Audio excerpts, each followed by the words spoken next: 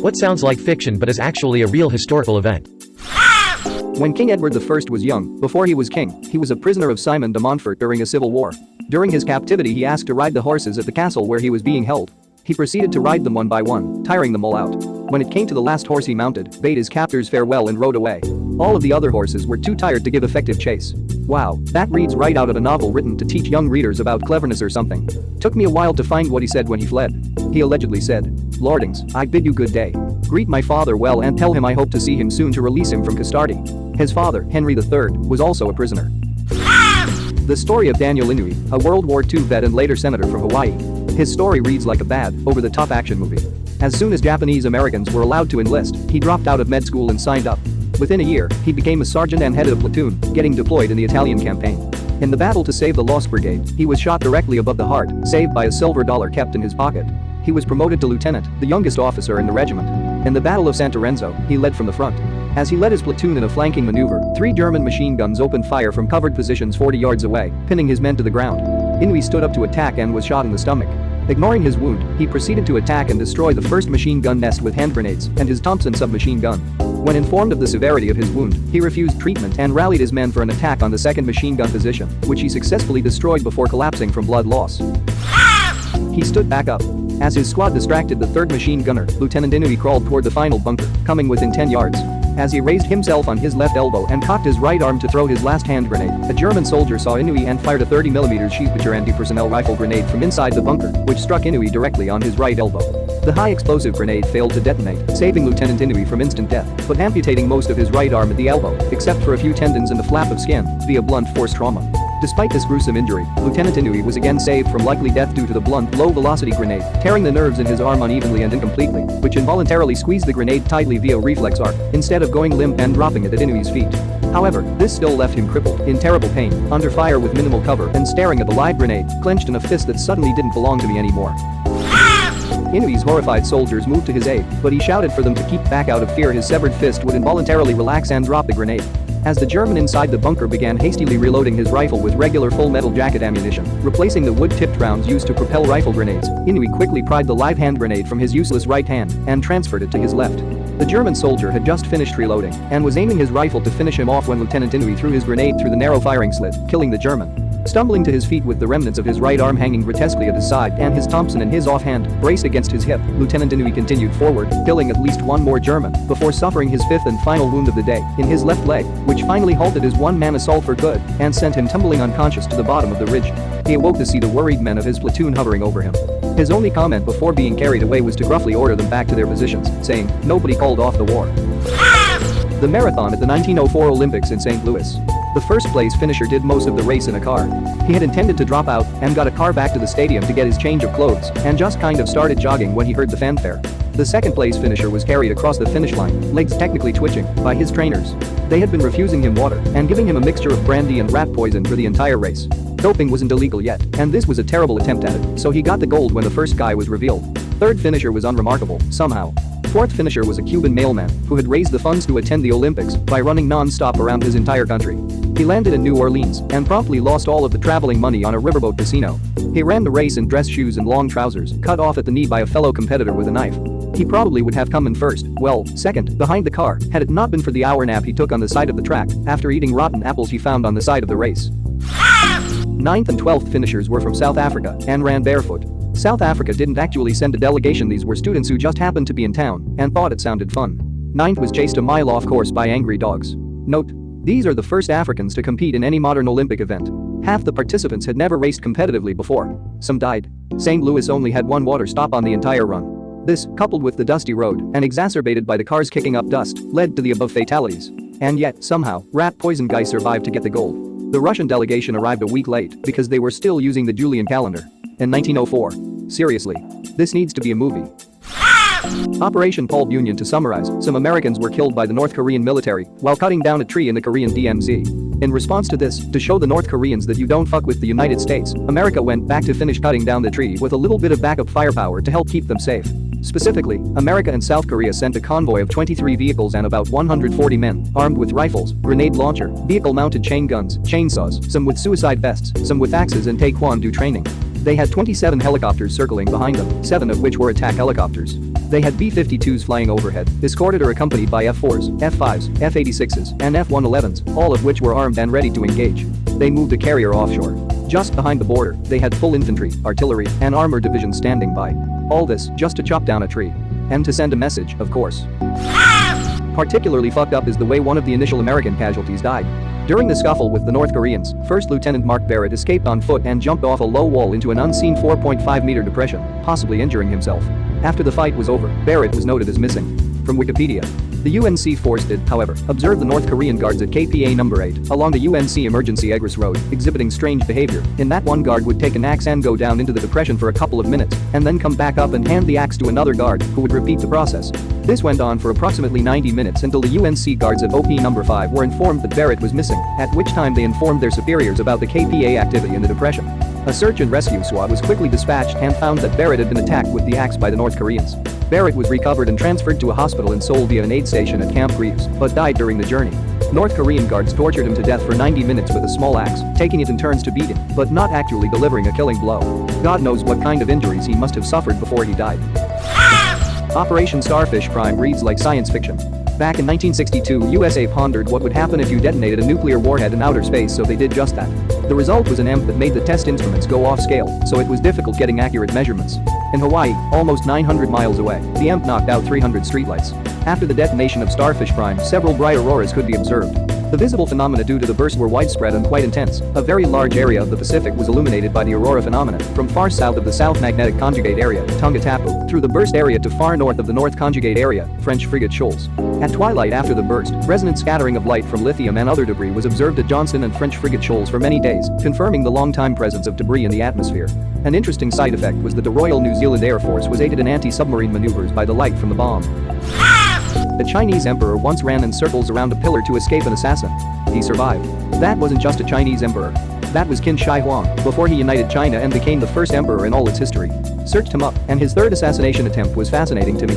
A man swore vengeance against him and hired a strongman assassin. He equipped this strongman with a heavy metal cone that weighed 160 pounds. The strongman, along with another, waited on a mountaintop by a route they knew Qin Shi Huang would take. They saw the carriage, and the strongman hurled the cone and shattered the carriage completely. The thing is, Qin Shi Huang traveled with two identical carriages for this purpose. The assassin destroyed the first, but Qin was in the second. The assassin and his accomplice escaped in spite of a manhunt searching for them. Was an interesting read. Also, his tomb is the size of the Great Pyramid and is still not open. Historical sources describe the tomb as a huge underground city with palaces and rivers of mercury, which was partially confirmed with a satellite scan. The Chinese say that the technology is not good enough yet for the tomb to be opened without to be damaged, but there is another reason that they don't mention. It's the deep superstition to not fuck with the first emperor and his afterlife. That's what's written about the tomb in the records of the Grand Historian. In the 9th month, the first emperor was interred at Mount Lee. When the first emperor first came to the throne, the digging and preparation work began at Mount Lee. Later, when he had unified his empire, 700,000 men were sent there from all over his empire. They dug through 3 layers of groundwater and poured in bronze for the outer coffin. Palaces and scenic towers for 100 officials were constructed, and the tomb was filled with rare artifacts and wonderful treasure. Craftsmen were ordered to make crossbows and arrows primed to shoot at anyone who enters the tomb. Mercury was used to simulate the 100 rivers, the Yangtze and Yellow River, and the Great Sea, and set to flow mechanically. Above were representation of the heavenly constellations, below, the features of the land. Candles were made from fat of manned fish, which is calculated to burn and not extinguish for a long time. The second emperor said, "It would be inappropriate for the concubines of the late emperor who have no sons to be out free, ordered that they should accompany the dead, and a great many died." After the burial, it was suggested that it would be a serious breach if the craftsmen who constructed the mechanical devices and knew of its treasures were to divulge those secrets.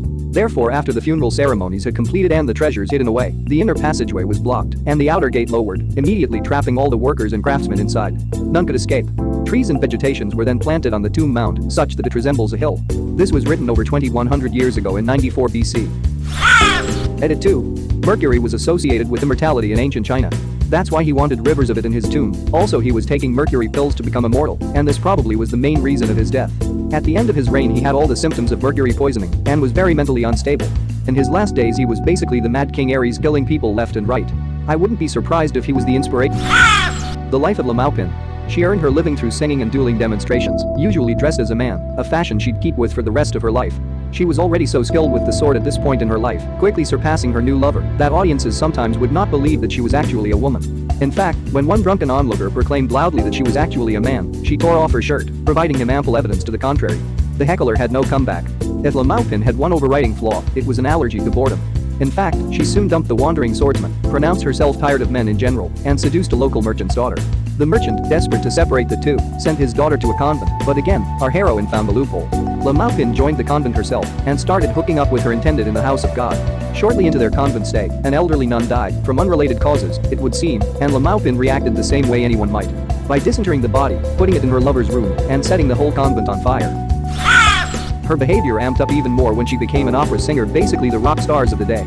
In true theater major fashion, she alternately fucked and fought her way through her stage contemporaries, and audiences loved her for it. 3 stories of her time in Paris. I, alone, have architected your ass beating. Another opera singer named Duminal started talking shit about a number of women, including La Maupin. She responded by ambushing him, pushing a sword in his face, and demanding a duel. When he refused, on the grounds that he was a wimp, she beat him with a cane, stealing his snuff box and watch. The next day, she caught him complaining that he had been assaulted by a gang of thieves. She called him a liar and a coward, threw his watch and snuff box at him, and declared that she, alone, had architected his ass beating. One night, while out carousing on the town, a particularly ardent man named Albert began crudely hitting on her. She just finished singing for the crowd, and he let loose with the one-liner, "I've listened to your chirping, but now tell me of your plumage, a come on which I take to be the 17th century version of does the carpet match the drapes?" She was, shall we say, unimpressed. In short order, she got into a fight with him and 2 of his buddies, and ran her sword clean through his shoulder. She felt a bit bad about that, so she visited her impaled victim in the hospital and hooked up with him anyway. Although the relationship only lasted a short while, they were apparently lifelong friends. She attended a royal ball, thrown either by Louis XIV or his brother, dressed as a man. She spent most of the evening courting a young woman, which earned the ire of 3 of the woman's suitors. When La Maupin pushed things too far and kissed a young lady in full view of everyone, the 3 challenged her to a duel. She fought all of them outside of the royal palace, mind you, and won. According to some accounts, she actually killed them. This entertained Louis XIV so much that he pardoned her from any punishment. Check out the CIA's assassination attempts on Castro. Some highlights include planting a bomb in a large seashell and then painting it bright colors and placing it on the ocean floor in hopes Castro would see it while swimming and pick it up. Exploding cigars.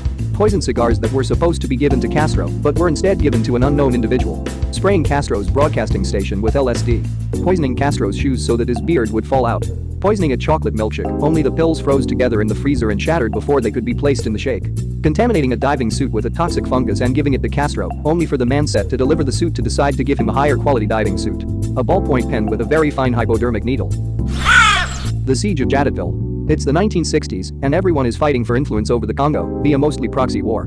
Who is on what side is too complicated to even say. Almost everyone switches sides. France is supporting 2 different sides at one point. Why? Because they have uranium, and a lot of it. So this is a mess, and who is supposed to help clean up the messes of the world? The UN, of course, so UN peacekeepers are sent to do their thing. Pretty much totally unprepared, of course. Some of the soldiers sent are Irish. Ireland had yet to fight a war as an independent country. They didn't have scores of WW2 vets like everywhere else in the world. So their soldiers were not exactly high regarded or very ready. So 155 Irish soldiers are sent to protect an area in the Congo. They've got rifles, machine guns, and some light mortars. Not much, but they aren't supposed to do any real fighting. But just in case, the commander has them dig defenses around the perimeter. The previous UN troops hadn't, but it was better to be safe than sorry. Then comes the mercenaries of one of the competing Congo states, Katanga. Many of them are French and Belgian, veterans of World War II turned soldiers of fortune. There are also a substantial number of native cannon fodder under their command. There are in total about 4,000 of them. They attack when the Irish at Sunday Mass, but this attack is driven off. Just like the next one. And the next one. Despite having more men, heavy mortars, aircraft, and actual military experience, they can't seem to beat the bloody Irish. Even the jet fighter sent to dislodge the pesky Europeans was met with a hail of machine gun fire when it got too close. The Katanga use underhanded tactics, like a false white flag supposed to be for collecting dead. But no one can survive a siege forever. They are surrounded and cut off. Reinforcements and resupply can't get through to them. The whole situation had gone to hell on an international scale. The Secretary General of the UN has been most likely shot down flying to the Congo to try solve this issue. Other UN troops had resorted to tactics of World War II, some thought too harsh by the world for the situation they were employed. They had lost much of their ammunition to the bombardment when the shed they kept most of it and exploded. During the last attack they had set traps and let the enemy get close before detonating them because they didn't have the firepower to stop them anymore. Then their commander was shot by a sniper. It wasn't a fatal wound though. But they were completely out of options. No rifle bullets. No mortars. No grenades. The men had come to what they saw as an obvious conclusion. They would just have to use their knives next. But their commander said no. He wouldn't have his men die for what would be an inevitable defeat anyway. And they surrendered. It made the situation more difficult internationally, as there were now prisoners to worry about, and the shame of the UN being defeated. But every single Irishman survived. They took out probably hundreds of the enemy. And they only lost because they ran out of bullets. Thank you very much for watching. Don't forget to subscribe and like this video. Tell me what you dislike or love about this video, so please comment below and hit the bell icon so you're notified anytime a new video is released. This is a WeCrow Media production.